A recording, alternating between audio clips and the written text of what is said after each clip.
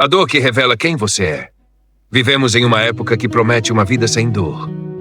Todos os dias somos bombardeados por mensagens que vendem felicidade instantânea, sucesso rápido, relacionamentos perfeitos e uma existência onde tudo parece estar sob controle.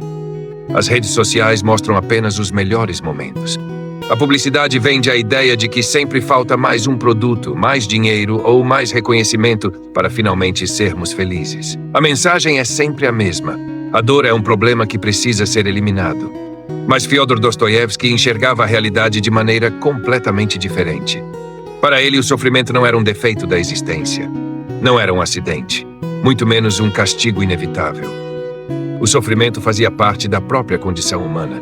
E mais do que isso, era justamente ele que revelava quem realmente somos. Essa talvez seja uma das ideias mais difíceis de aceitar em toda a sua obra. Porque ninguém deseja sofrer. Todos nós tentamos fugir da dor.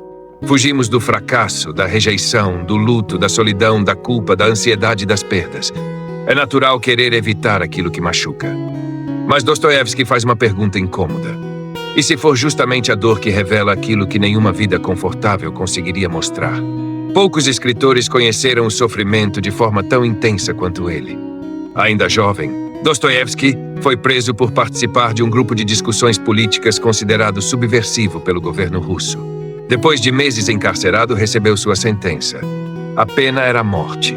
Ele e outros prisioneiros foram levados para uma praça pública. Vestiram roupas de condenados, foram colocados diante do pelotão de fuzilamento. Os soldados prepararam as armas. Os últimos rituais foram realizados. Alguns homens começaram a rezar, outros enlouqueceram. Todos acreditavam que viveriam apenas mais alguns minutos. Então, quando tudo parecia terminado, chegou um mensageiro do czar anunciando que a execução havia sido cancelada. Tudo fazia parte de uma encenação. A pena de morte seria substituída por anos de trabalhos forçados na Sibéria.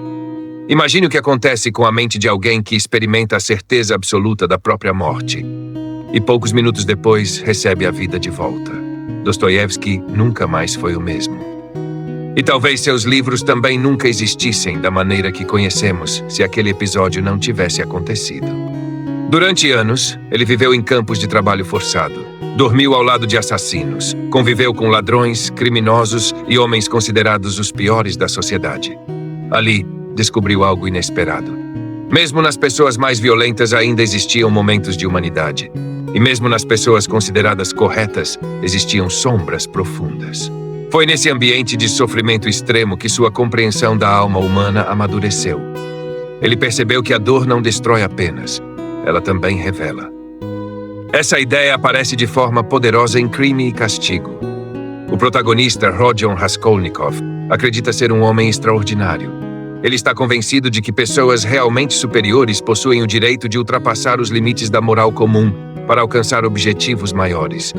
Movido por essa convicção, decide assassinar uma velha agiota. Na teoria, tudo faz sentido. No papel, seu plano parece perfeito. Mas existe um detalhe que ele jamais conseguiu prever: a consciência.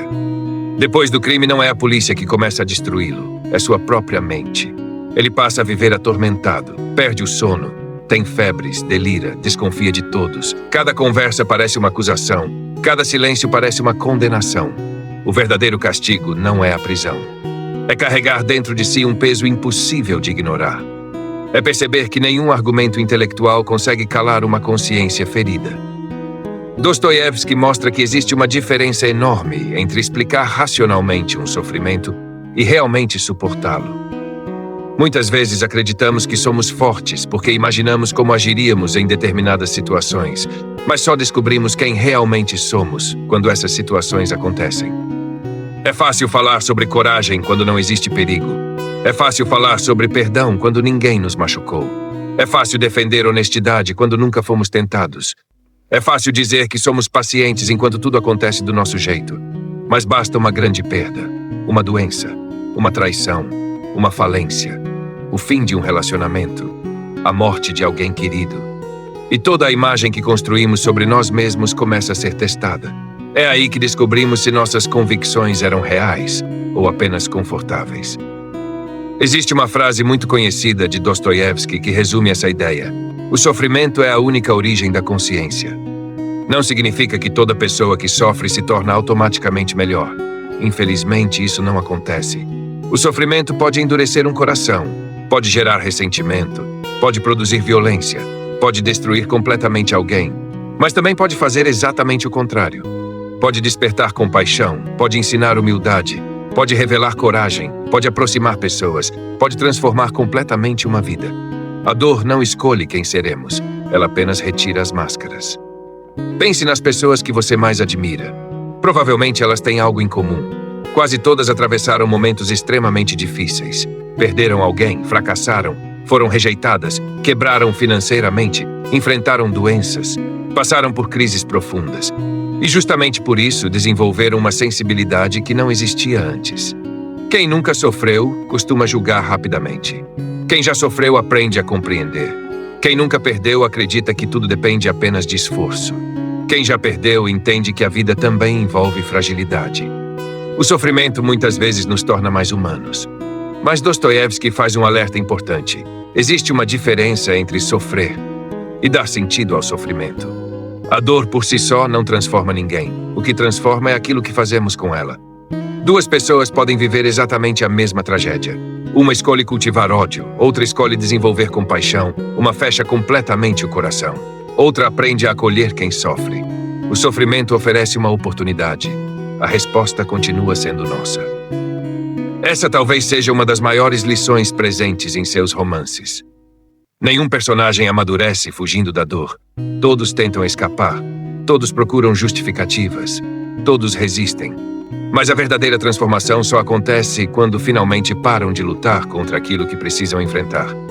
Raskolnikov só começa a mudar quando admite sua culpa. Dmitri Karamazov só encontra alguma paz quando aceita carregar o peso de suas escolhas. Mesmo os personagens mais luminosos compreendem que amar significa aceitar também o sofrimento que acompanha o amor.